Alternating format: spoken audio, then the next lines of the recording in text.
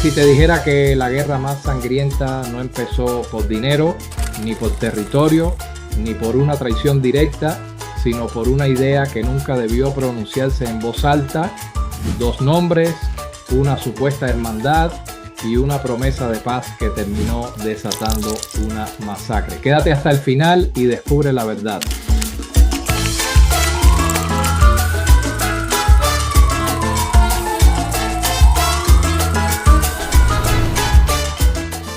La guerra entre la Organización de la Unión Nacional y la Rompe. Organización de la Unión Nacional no comenzó con un disparo, ni con una traición abierta, ni siquiera con una amenaza directa. Comenzó con una idea, y en la calle una idea puede ser más peligrosa que cualquier arma. La idea de que el caos puede ordenarse sin que alguien pierda poder. La idea de que la sangre puede dejar de correr sin que alguien sienta que lo están desplazando. La idea de que la unión es posible en un mundo que se alimenta de la división. Para entender cómo se llegó al enfrentamiento brutal entre ambos bandos, hay que volver a un tiempo en el que dos nombres caminaban juntos, compartían esquinas, códigos y una historia común. Pito Paz y Homie Sam no surgieron como enemigos, surgieron como producto del mismo entorno, moldeados por las mismas reglas no escritas que gobiernan los residenciales desde hace décadas.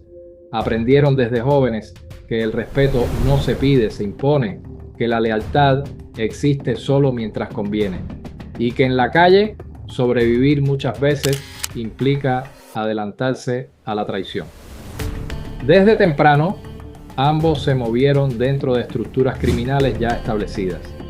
No llegaron como improvisados, sino como aprendices atentos de una lógica que premia la violencia, pero castiga el error. Pito Paz comenzó a destacar rápidamente no solo por su capacidad de imponerse cuando era necesario, sino por algo menos común y más peligroso. Sabía hablar, sabía escuchar, sabía conectar, tenía una visión que iba más allá del punto de droga, más allá del enfrentamiento constante entre caseríos que dejaba muertos sin cambiar nada. Para algunos, eso lo convertía en un líder. Para otros, lo hacía sospechoso. Antes de que existiera formalmente la Organización de la Unión Nacional, el nombre de Pito Paz ya pesaba en la calle. Había participado en conflictos, había visto caer a aliados y enemigos y había entendido algo que muchos se niegan a aceptar. Las guerras interminables desgastan a todos. Cada muerte no solo elimina a un rival, también debilita la propia estructura. Cada velorio genera nuevas venganzas. Cada bala disparada siembra una deuda que tarde o temprano alguien va a cobrar. De esa observación nació una idea que muchos consideraron una locura: unir a los bandos, dejar a un lado las guerras territoriales sin sentido, establecer reglas claras, jerarquías definidas y una estructura que permitiera operar con menos violencia interna y más control. No era una propuesta moral, era una propuesta práctica, un imperio criminal más estable, más rentable y más difícil de desmantelar. Así empezó a tomar forma la Organización de la Unión Nacional. La calle recibió la propuesta con escepticismo. Unir narcos siempre ha sido una fantasía peligrosa. Demasiados egos, demasiadas cuentas pendientes, demasiadas heridas abiertas, pero el peso de Pito Paz inclinó la balanza. Figuras influyentes comenzaron a sumarse, no necesariamente por convicción, sino por conveniencia. Menos guerra significaba menos pérdidas, más orden significaba más control. Y durante un tiempo, la idea pareció funcionar. En ese engranaje inicial, Homie Sam ocupaba un rol fundamental. No era el hombre del discurso ni de la visión a largo plazo. Era el que garantizaba que las reglas se cumplieran, el que aplicaba sin alardes, sin fantasmeo, manteniendo el respeto en la calle. Durante años fue considerado el brazo derecho de Pito Paz, el tipo que resolvía cuando la palabra no bastaba. La relación entre ambos se sostenía en una confianza forjada en la práctica, no en promesa. Pero la calle no perdona los cambios de rol. Cuando uno empieza a hablar de paz, otro empieza a preguntarse qué lugar le queda en ese nuevo orden. Y ese fue el germen silencioso del conflicto. La prisión terminó de romper el equilibrio. Cuando Pito Paz cayó preso, la organización de la Unión Nacional siguió funcionando, pero sin su principal arquitecto presente. Y en la calle, los vacíos no duran mucho. Alguien siempre los ocupa. Mientras Pito Paz cumplía tiempo, el poder comenzó a redistribuirse. Viejas lealtades se enfriaron. Nuevos liderazgos emergieron. Omisan, que había sido ejecutor, empezó a ocupar espacios de mando, no necesariamente por ambición declarada, sino porque el contexto lo empujó allí. Con el paso del tiempo, también comenzaron los rumores, susurros que recorrían esquinas, carros, pasillos, que cuando Pito Paz saliera querría retomar el control absoluto, que la unión era solo una excusa para centralizar el poder, que algunos caseríos serían sacrificados en nombre de una paz que beneficiaba a unos pocos. En ese ambiente enrarecido apareció Audi, un personaje con historia, con resentimientos acumulados y con suficiente influencia para sembrar dudas. Audi tenía cuentas pendientes con Pito Paz desde antes de su encarcelamiento y entendió algo clave: en la calle la paranoia es más efectiva que la verdad. Convenció a Omisan de que el regreso de Pito Paz no significaba reconciliación, sino desplazamiento, que la paz no era paz, sino un golpe de estado silencioso, que la organización de la Unión Nacional estaba diseñada para dejar obsoletos a los hombres de guerra. El argumento caló. En la lógica torcida de la calle tenía sentido. Si no hay guerra, el ejecutor pierde valor. Si hay reglas, el miedo deja de ser la principal moneda. Si alguien controla el discurso, controla el poder. Omisan comenzó a mirar a su antiguo socio con otros ojos, ya no como un hermano, sino como una amenaza potencial. Cuando Pito Paz salió de prisión, la realidad que encontró fue distinta. Las miradas eran más frías, las respuestas más cortas, el ambiente más denso. Aún así, insistió en su mensaje. Quería tregua, quería orden, quería reducir el derramamiento de sangre que había cobrado demasiadas vidas. Ese discurso le ganó un nuevo apodo asociado a la paz, pero también lo marcó como alguien que había cambiado, y en la calle cambiar es peligroso. Pito Paz creyó que la palabra podía detener la guerra. Creyó que su peso bastaría para imponer una tregua. Pero no entendió o no quiso entender que mientras él hablaba de paz, otros ya estaban preparando la guerra y sin saberlo estaba caminando directo hacia el punto de no retorno. La tensión que se había ido acumulando durante meses terminó de romperse cuando los rumores dejaron de ser simples palabras y comenzaron a traducirse en movimientos concretos. A Pito Paz le llegó la información de que Audi no solo estaba hablando, sino organizando voluntades en su contra, convenciendo a otros de que el proyecto de la Organización de la Unión Nacional no era una tregua, sino una trampa. En la lógica de la calle, permitir que esa narrativa creciera era suicida. Y fue ahí donde Pito Paz tomó la decisión que sellaría su destino. Mandó a silenciar a Audi. No fue una orden lanzada al aire, fue una instrucción directa, precisa, pensada para cortar el problema de raíz antes de que se volviera inmanejable. 2 gatilleros recibieron el encargo. El mensaje era claro: eliminar al foco de la discordia y demostrar que, pese al discurso de paz, la capacidad de fuego seguía intacta. Pero la calle rara vez respeta los planes. El atentado falló. No se supo con certeza si hubo miedo, traición o simple incompetencia. Lo único indiscutible fue que Audi sobrevivió y que los 2 hombres enviados a ejecutarlo huyeron del país. Ese fracaso fue leído como una señal. Para Omisan, confirmó todas las dudas que venían rondándole la cabeza. Si Pito Paz estaba dispuesto a mandar a matar en silencio mientras hablaba de tregua en público, entonces todo el proyecto quedaba bajo sospecha. Para Audi, El intento de asesinato fue la prueba definitiva de que no había marcha atrás. Ya no se trataba de rumores o interpretaciones. La guerra había comenzado, aunque todavía no se disparara abiertamente. Así nació la rompeorganización de la Unión Nacional, no como un arrebato impulsivo, sino como una estructura diseñada para destruir lo que Pito Paz había construido. Su nombre no dejaba lugar a dudas, no era una organización paralela ni una escisión negociable. Era una ruptura total, una declaración de que la unión era una farsa y que la calle debía volver a su estado natural, el dominio por la fuerza. Omi-san se convirtió rápidamente en uno de los rostros visibles de ese nuevo bando.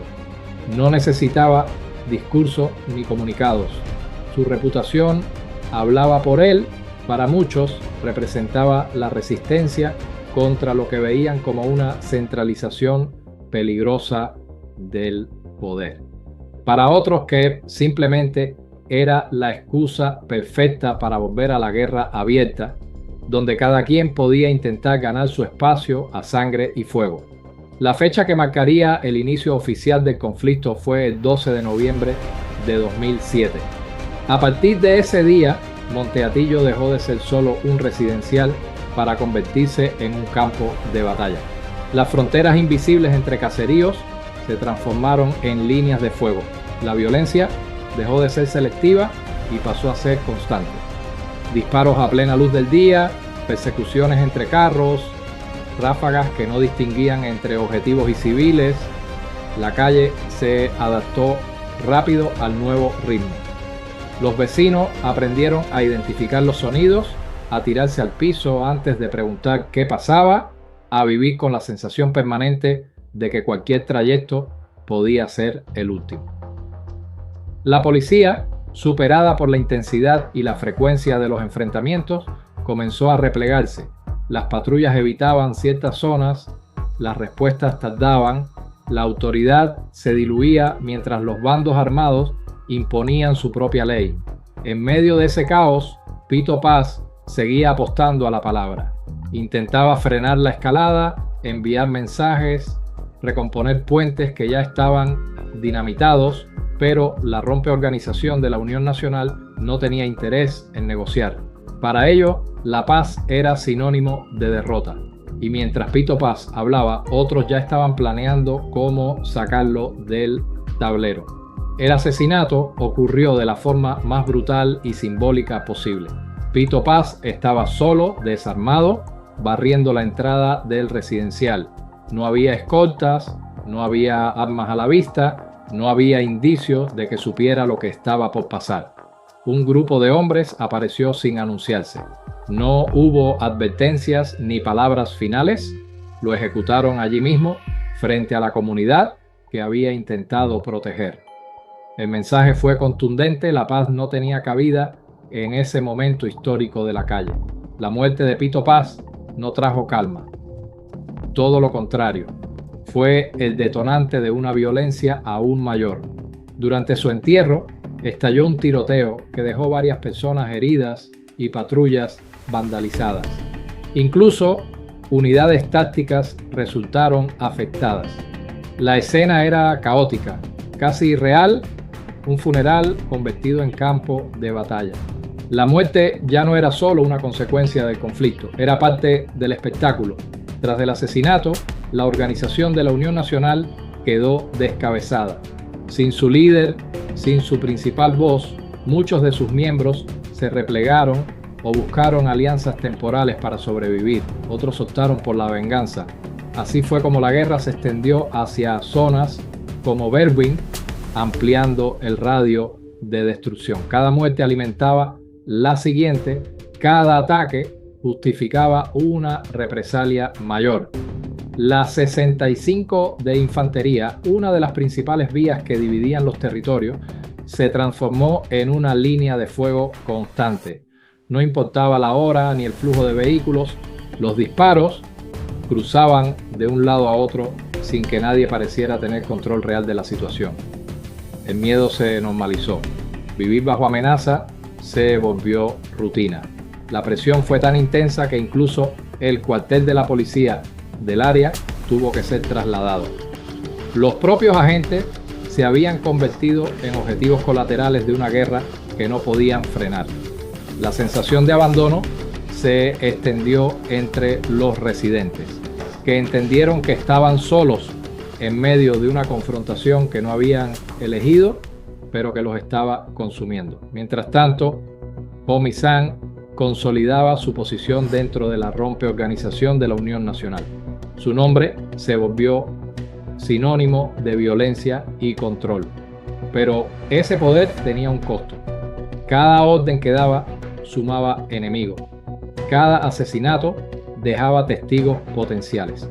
Y aunque en la calle el silencio suele ser la norma, la magnitud del conflicto comenzó a romper incluso ese pacto no escrito. Algunos, al ver el nivel de decadencia alcanzado, optaron por retirarse, buscar refugio en la religión o simplemente desaparecer del radar. Otros se hundieron más en la espiral de violencia, convencidos de que solo sobrevivirían siendo más crueles que sus rivales. La guerra ya no tenía un objetivo claro, se había convertido en un fin en sí misma. Omisán sabía que su nombre estaba caliente, que en Monteatillo ya no podía moverse con libertad, que su cabeza tenía precio, y aunque intentó blindarse, cambiando de zonas y reforzando su círculo cercano, la presión no dejaba de aumentar. La justicia comenzaba a mirar con más atención. Testigos empezaban a hablar. El cerco, lento pero firme, empezaba a cerrarse. Omisán entendía mejor que nadie cómo funciona la calle cuando el equilibrio se rompe. Sabía que, después de la caída de Pito Paz, nada volvería a ser igual. La rompeorganización de la Unión Nacional había ganado la batalla simbólica más importante, pero esa victoria traía consigo una consecuencia inevitable: el foco. Todo apuntaba hacia él. Su nombre circulaba en conversaciones bajas, en informes policiales, en rumores que cruzaban fronteras invisibles. Monteatillo ya no era un refugio, era una trampa, y cuando un hombre empieza a sentir que el suelo donde camina lo quiere devorar, toma decisiones que lo empujan más rápido hacia el abismo. Decidió moverse. Cupi apareció como una opción, un territorio donde aún tenía contactos, donde el ruido de su nombre parecía diluirse entre otras guerras más pequeñas. El traslado no fue un retiro ni un intento de bajar el perfil, fue una reubicación estratégica. Omisán seguía operando, seguía dando órdenes, seguía creyendo que el control se ejerce desde el miedo, pero algo había cambiado. La paranoia ya no lo abandonaba. Cada carro que reducía velocidad, cada mirada sostenida, cada ruido nocturno era interpretado como una señal. La rompeorganización de la Unión Nacional, sin un enemigo claro que justificara su existencia original, empezó a fragmentarse internamente. Cuando la unión se rompe, lo que queda no es libertad, sino competencia.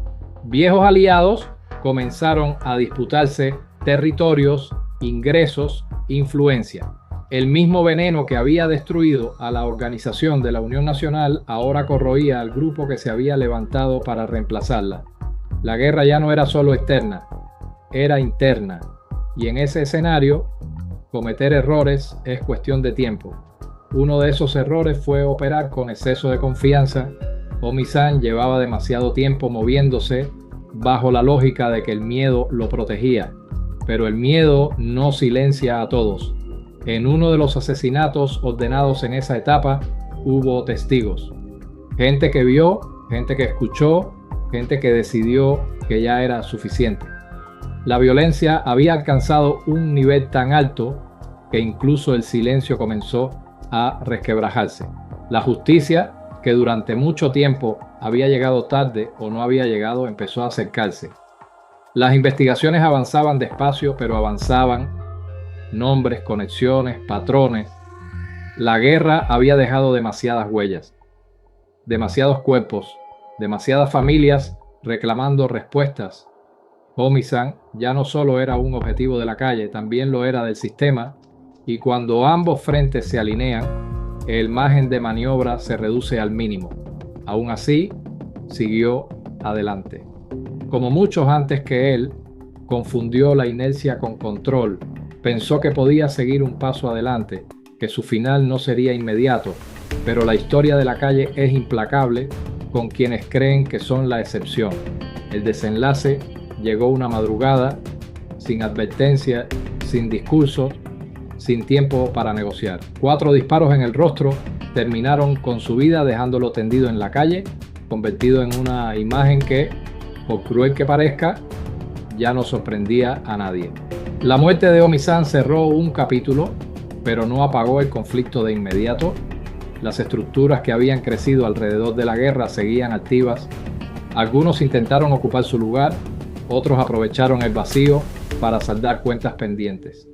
La rompeorganización de la Unión Nacional, sin su figura más visible, comenzó a diluirse lentamente, absorbida por nuevas alianzas, nuevos nombres, nuevas siglas que repetían el mismo patrón con otros protagonistas. El saldo de la guerra entre la organización de la Unión Nacional y la rompeorganización de la Unión Nacional fue devastador, no solo en términos de muertos y heridos, sino en el tejido social de los residenciales que quedaron marcados para siempre. Generaciones enteras crecieron normalizando el sonido de los disparos, aprendiendo a identificar rutas seguras, horarios peligrosos, silencios obligatorios. La violencia dejó de ser un evento extraordinario para convertirse en parte del paisaje. Muchos de los nombres vinculados a ese conflicto hoy están muertos o cumpliendo largas condenas. Otros desaparecieron del radar, quizá reinventándose en otras estructuras, quizá esperando su turno. La máquina siguió funcionando porque eso es la calle cuando se rige por la lógica del poder sin límites. Una máquina que tritura a quienes la alimentan y luego busca nuevos engranajes para no detenerse. Con el paso del tiempo, la figura de Pito Paz fue reinterpretada por algunos como la de un visionario adelantado a su época, por otros como la de un ingenuo que subestimó la naturaleza del entorno que intentaba cambiar. Omisán, en cambio, quedó como el símbolo de la resistencia violenta, del rechazo a cualquier intento de orden que no naciera del miedo. Pero al final ambos compartieron el mismo destino. Ninguno logró escapar de la lógica que los había formado. La guerra dejó una lección que rara vez se aprende, pero que se repite con precisión. Las uniones basadas en el crimen son frágiles. La paz impuesta desde la conveniencia dura lo que tarda alguien en sentirse desplazado. Los códigos, tan invocados en los discursos, se rompen cuando el poder se ve amenazado. Y nadie, absolutamente nadie, es indispensable. Hoy, cuando se analiza el enfrentamiento entre ONU y Rompe ONU, queda claro que no fue solo una guerra entre bandos, sino un reflejo de algo más profundo, un choque entre dos visiones irreconciliables dentro del mismo mundo, una que intentó racionalizar el caos y otra que decidió abrazarlo. Ambas fracasaron, porque en un sistema que se alimenta de la violencia, cualquier intento de control termina siendo absorbido o destruido. Las historias se repiten, cambian los nombres, cambian los rostros, cambian las siglas, pero el patrón permanece intacto. Siempre hay alguien que cree que esta vez será diferente, que esta vez la unión funcionará o que esta vez el miedo bastará para sostener el poder. Y siempre hay un final que demuestra lo contrario. La calle no tiene memoria, no honra promesas, no respeta trayectorias, solo avanza, reemplazando a los caídos sin mirar atrás. Si has llegado hasta el final, recuerda suscribirte, activar la campanita y dejar tu like. Nos vemos en la próxima.